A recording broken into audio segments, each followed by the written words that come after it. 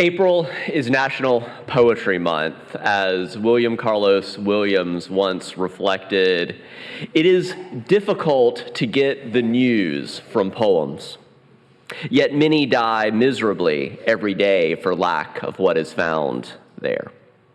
A corollary is that when so much of the news is unrelentingly terrible, we need poetry all the more because it so often intersects with all that remains good and true and beautiful.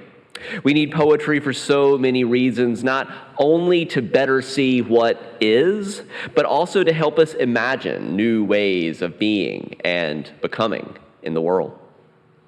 On our annual Poetry Sunday, it has become our tradition to explore the life and legacy of a particular poet. Although individual poems can be moving and meaningful without knowing anything about a poet's background, learning more about their life can make their work more deeply resonant. And in recent years, we've focused on Elizabeth Bishop, Gwendolyn Brooks, Mary Oliver, Emily Dickinson, Sylvia Plath, Adrienne Rich, and John Donne. All of those sermons are in our online sermon archive. And in the future, I look forward to sharing with you about other major poets, Audre Lorde, Denise Levertov, Czeslaw Milosz, and more. For today, I'd like to invite us to explore the life and legacy of John Keats. Keats was born on Halloween, October 31st, 1795, and he died on February 23rd, 1821. He was only 25 years old. But as critics have noted, in that narrow patch of existence, he composed some of the most alive poems ever written in English. His poetry is a lover's discourse, at once compassionate, exacting, indecent, and pure. The word that gets most frequently associated with his poetry is sensuous. He was fascinated by how things feel, by the capacity of metaphor to register the dizzying strangeness that it is to be a body in the world with other bodies. Unlike his contemporaries, Byron and Shelley, Keats was neither born into the aristocracy nor into wealth. And he faced significant hardships early on. When he was 8 years old, his father died tragically from a fall from a horse. There may have been foul play involved, but nothing was ever proved. When he was immediately after losing his father, his mother abandoned him. The family did have some financial resources and was able to send him to boarding school, so that did serve as a support system for Keats. I was inspired to preach this sermon by a new biography published a few years ago titled Keats, A Brief Life in 9 Poems and 1 Epitaph. It's by Lucasta Miller, a British literary critic. So if this sermon leaves you curious to learn more, I do think this biography that kind of centers his life around his poetry is an accessible starting point. And focusing on Keats feels appropriate in this current political climate because it is a line from his poetry that inspired me a few months ago to add a line to the benediction that I say at the end of each Sunday service, that even in this hard time, remember to focus on all that remains good and true and beautiful. As you may recall from previous sermons, our human brains have evolved to be like Velcro for negative things. We just latch on to negative things. And like Teflon for good things that just kind of slip on away. To counterbalance this negativity bias, many of us actually need a 3-to-1 ratio. You need 3 good things for every bad thing. And that's really hard. Like every time you're doom scrolling on social media, you're like, all right, I need 3 more good things. 6, 9, 12, 15, you're like, it's overwhelming. In response to this tidal wave of bad news coming at us, one of the most effective practices, as I've shared with you before, of trying to get more positive in your life is really savoring each single thing that is positive. That kind of supercharges the positive. So, to overcome our brains being like Teflon for good things. So the invitation is just to slow down, take a few breaths, and really notice, kind of even sensuously, all the aspects, the sights, the sounds, the smells, the feels, every aspect of that positive experience. And doing it just even as little as 5, 10, or 20 seconds can significantly improve your overall happiness. So instead of just like, oh, that's a nice flower, and keep on, just like take 5, 10, 20 seconds. Somebody says a nice thing to you. Take 5, 10, 20 seconds to really breathe it in, really let it sink in. And Keats can be a powerful guide for how to savor better. In particular, one of Keats' most famous lines goes like this: "Beauty is truth, truth beauty. That is all ye know on earth and all ye need to know." It's from a poem titled Ode on a Grecian Urn that he published in 1819 when he was 23 years old. Many critics have praised it as perhaps his most exquisite poem. This famous quote is from the concluding 2 lines of that poem and has a huge number of cultural influences, including a restaurant right here in Frederick. Has anybody eaten at Truth and Beauty? All right, I see quite a few. Did you like it? I thought it was really good. I don't get any kickbacks, but we'll be selling gift cards from them. It overlooks Carroll Creek. It's right by Market Street, if you're curious. So Keats' famous line is an allusion to the transcendental ideals of the good, the true, and the beautiful, famous from Greek philosophy, especially in Plato. And this connection to ancient Greece naturally follows since his poem is about an ancient Grecian urn. Keats may have had in mind something like this Sosibios vase that's now in the Louvre. I don't think there actually was. I think it was a composite of a vase that he was kind of imagining, but it might have been something like this vase that he once made a sketch of. And related to Keats's rapturous awe in the presence of kind of ancient artifacts, we often talk about the importance of cultivating peak experiences, when your sense of self loosens, and you usually realize that only in retrospect, that your kind of sense of ego has dropped away and you were just fully in the flow of the present moment. Many people touch into this, so you can think if this has ever happened to you, when they're like playing music, or sometimes when they're like at a concert and you're just like really, really in the moment, or playing sports, so either like playing sports yourself, you kind of look back and you're like, I was just in the zone, or sometimes that can happen watching sports, right? So people get really, really caught up in kind of the team, or hiking to the top of a mountain, seeing a vista, stargazing, yoga, dancing, etc. You can just think of times when you've really been in the flow, really in the present moment. And as a poet, Keats has this uncanny ability to describe peak experiences of flow from the inside in ways that kind of take us up and we kind of find like we almost feel like we're there with him. In reading his words, we can find ourselves suddenly entering into that embodied, sensual feel of the moment. He models this intense, deep savoring for us, and he teaches us how to savor our own experiences with ever greater depth and fullness, intensity, power, and joy. So let's get more into it. Let me give you an example of what I'm talking about. One of my favorite examples is what is perhaps his most famous poem. It's another ode titled Ode to a Nightingale. Let's look more closely at just two of the 8 stanzas. In the second stanza, Keats is describing what it's like to drink wine. And I'm definitely no sommelier. I mean, I can read a label and say, yeah, sure, I can taste the blackberry cherry with a hint of espresso. I can say things like, very full-bodied with velvety tannins, a smooth, lingering finish. But Keats is operating on a whole other level than that. Oh, for a draught of vintage that hath been cooled a long age in a deep delved earth, tasting of flora and the country green. You see how he's inviting you to engage your sense of taste and your memory, your sense memory of taste? That he's imagining that as I'm drinking this wine, I'm tasting the dance and provincial song and the sun-burnt mirth. Oh, for a beaker full of the warm south, I love that line. Like, imagining that as you're drinking this wine, it's like the warm south where these great, that it's like embodying that in the wine. Full of the true and blushful Hippocrene, which is a mythical mountain spring said to have been created by the hooves of the winged horse Pegasus. So he's basically saying, imagine you are drinking the wine of the gods.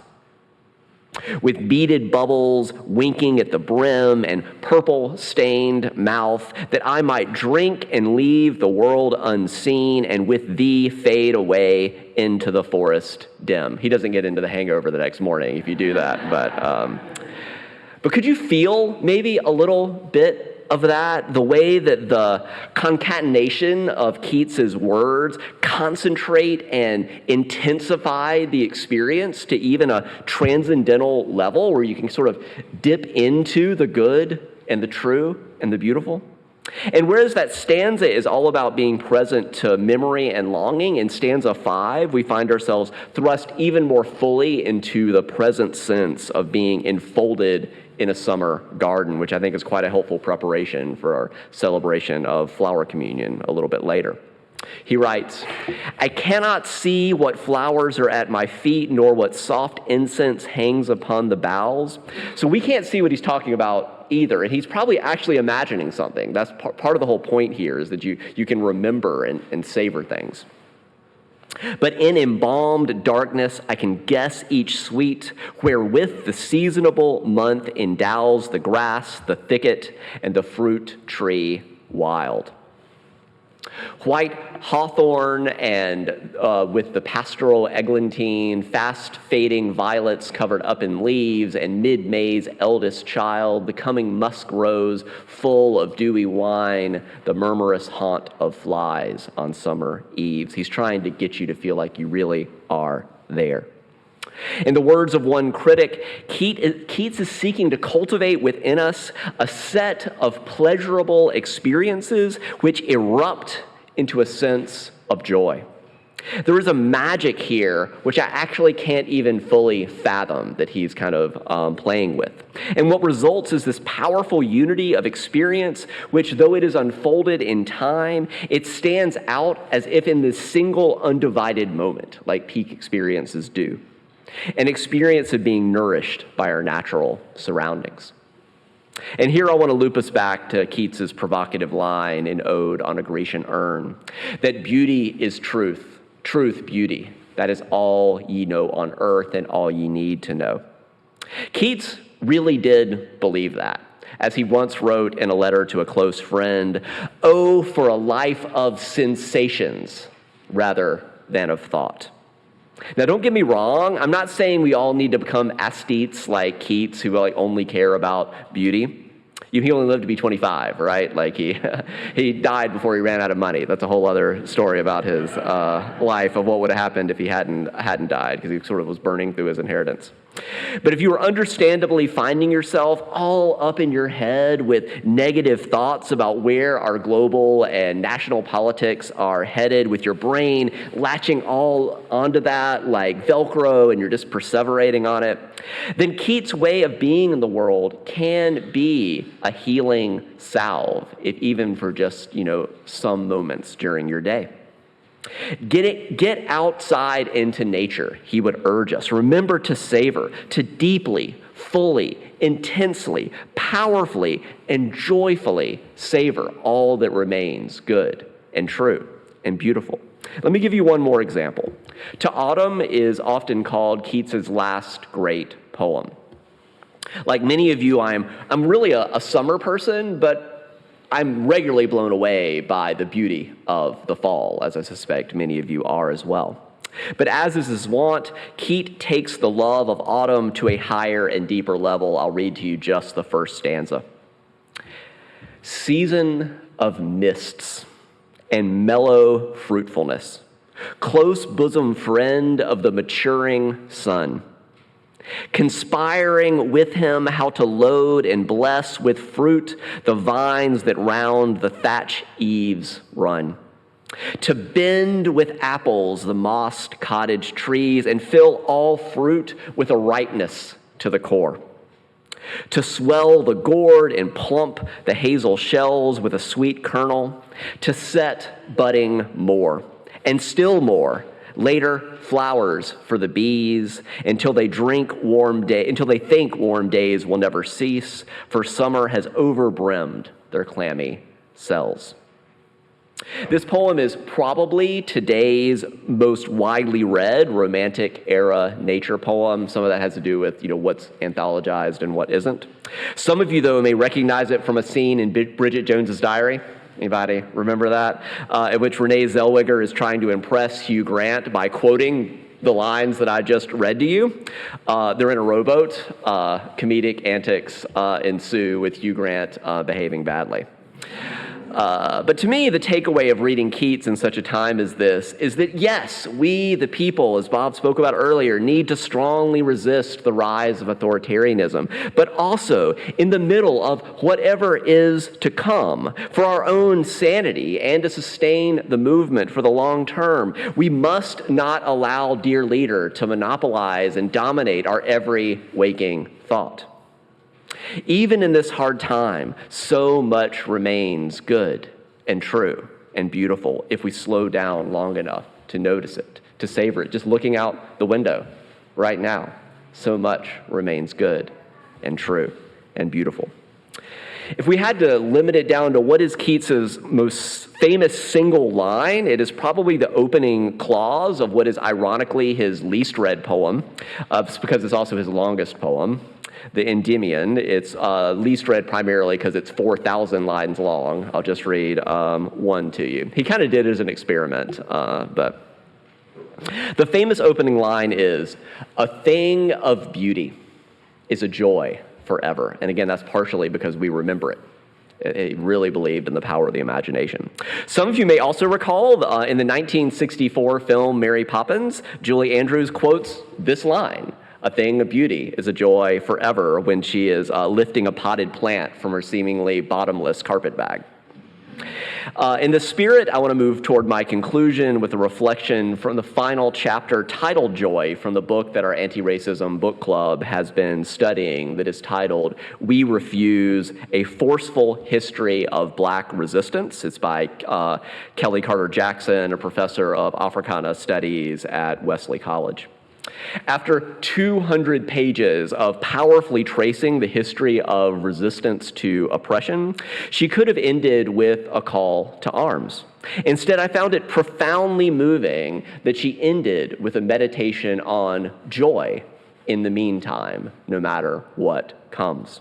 I'll lift up two representative passages. The first is a quote from one of her professors that I think helped inspire her to write this chapter. He once wrote a letter to his students to never forget that the Black experience is about so much more than fighting racism. And you can think of parallels in your own life to women's experience is about more than sexism.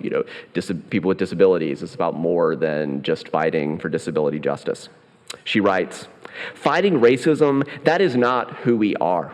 We are double Dutch in the summer. We are letting the air out of Big Mama's house. We are Uncle Ray's jokes on top of jokes. We are collards, second lines, and blue lights in the basement. We are swagger in the midst of chaos. We are reunions and step shows. We are the borough and the bayou. We are church till 2 and the corner till 4. We are a universe of experiences. Each of us is a universe of experiences." The invitation here is to remember, claim, and savor all the places that remain joyful in your life. Along these lines, Jackson remembers a time when she was looking for her phone only to discover, I can't imagine this happening, that her 5-year-old daughter had spirited off with it.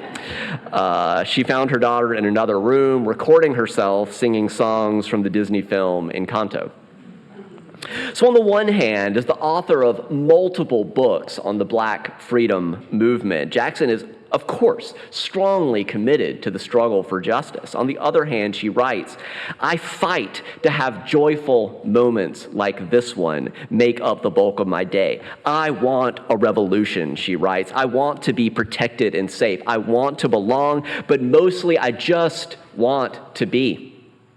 Can any of you relate to that? That you just want to be. Hands off. Just leave me alone. Let me live my life. She writes, I am raising my children to know joy, to allow joy to fortify them and heal them. And then I am teaching them to send that joy back out, even into a hostile world. Joy is the remedy. Justice is the healing. We can have both, she concludes, and I think demands. Even in this hard time, how might you more intentionally and proactively opt into savoring all that remains good and true and beautiful? So I invite us to bring that perspective into our annual ritual of flower communion, which reminds us of the importance of both savoring beauty, but also of entering into the struggle for justice. Because flower communion originated in 1923 in a Unitarian congregation in Prague that was then the capital of Czechoslovakia, now the Czech Republic. Under the leadership of its minister, Norbert Čapek, it grew into the largest Unitarian in the world at that time in 1932 with a membership of 3,000. In 1941, Čapek was arrested by the Nazis on charges of treason, which was nothing more than defending individual liberty in the face of fascism and authoritarianism. A year later, he was executed at Dachau. Čapek was martyred for championing individual liberty amidst fascism. Our free choice to continue to practice flower communion today affirms the heart of the original ritual, that as no two flowers are alike, so no two of us are alike. Yet each of us has a contribution to make. Together, the different flowers form this beautiful, diverse bouquet. Our common bouquet would not be the same without the unique addition of each individual flower. Thus it is with the diverse, multicultural, beloved community we seek to build here. It is lessened if any of us are absent. I want to invite you to remain seated for now, but in a few moments you'll be invited to rise in body or spirit, and the dragon scales will help us sing our flower communion chant, so you can join with them as you'd like. The lyrics are printed in your order of service. Once that music starts, we'll again invite you to start coming forward row by row. Emily will help some with that, starting at the front, moving to the back. And here's the key part. Once you have your flower, return to your seat and be seated. So we'll know we're going to start standing, and when people are seated, we'll know, okay, they've already got a flower. So that's how we'll kind of know what's happening.